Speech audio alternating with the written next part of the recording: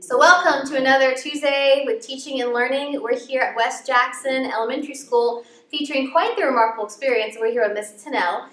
She's working with the entire 5th grade on a really interesting science experiment. Can you give us more information? Sure. The program is called SSEP, which stands for Student Spaceflight Experiment Program, and it really models what real-world experimental design people do in the field.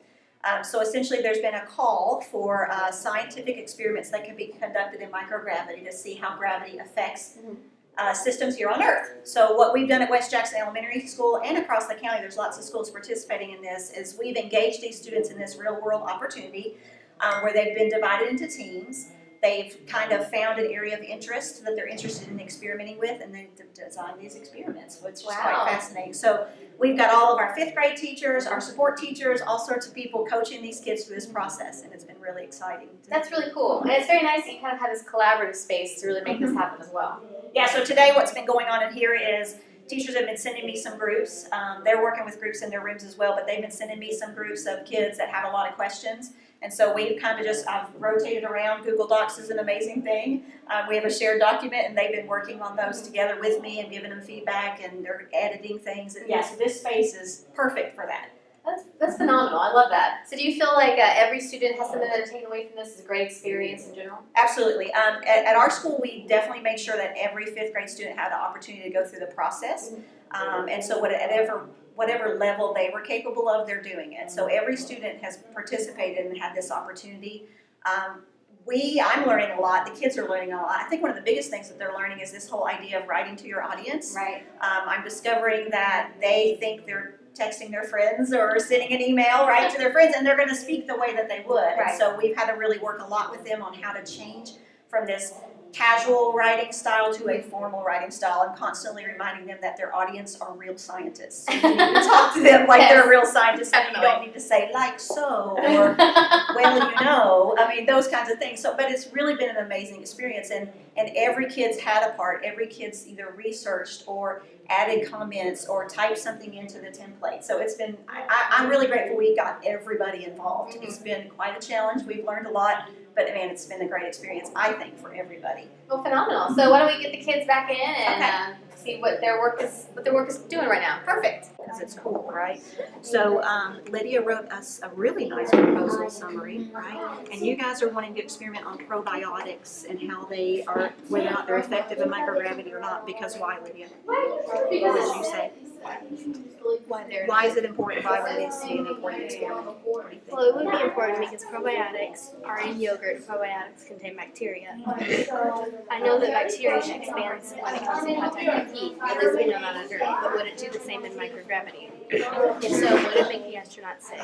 This could help to keep the astronauts healthy and keep them. So you're wanting to see if those bacteria will grow because it's a different. I know that mold grows faster in microgravity, but I just don't know. What we're trying to figure out, would it make the astronauts sick? But we're trying to figure that out without actually making it. So let's talk about a constraint with your experiment, okay? Now we know. All right, so why don't y'all tell me what you're doing here? Well, our project is about aquaponics, and we really want to see what they do in space, if like they react differently, if the fish's waste would, or excrement would develop any new bacteria that could help the plants grow differently, or faster, or slower. Right. And We have cabbage to test our experiment, but it's only going to be up there for 14 days, which would be enough just to get it up to 6 inches, we estimate.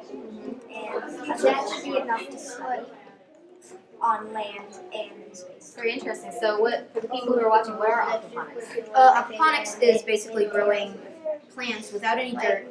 So what you do is you put a seed into water, and you put fish into the water also, and the fish generate waste, and it combines. The waste combines with the water, and it creates bacteria in the water, or nitrates in the water, and So thank you so much, Ms. Snell, for letting us be here and get the experience with all these students working, hearing all the vocabulary and terminology that I was surprised to hear from a 5th grade group. So this has been amazing. Thank you so much. It's been great to have you. Well, thank you. And so I'm curious, what are the next steps? Well, these proposals, along with all the other ones in the county of the students who've been competing, will be sent to a review board here locally.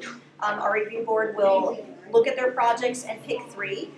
Three of the proposals will be sent to the Smithsonian, where they will be judged according to the rubric again.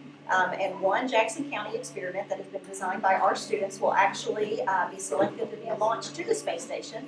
And they will actually have astronauts do their experiment, send us back the data, and we can find out really, what happened while it was in microgravity, which we obviously can't simulate. Oh, no, So not at super all. exciting. Very much so. I can only imagine as a student how that will affect you, especially that group, that will affect your future decisions and learning within the science realm. Absolutely. I think it's just inspired a lot of questioning, which I Yes. think is a fantastic thing. So these Amen. students are amazing. They're impressive. Well, thank you again, and thank you for coming along on another visit on our tour of remarkability here in Jackson County.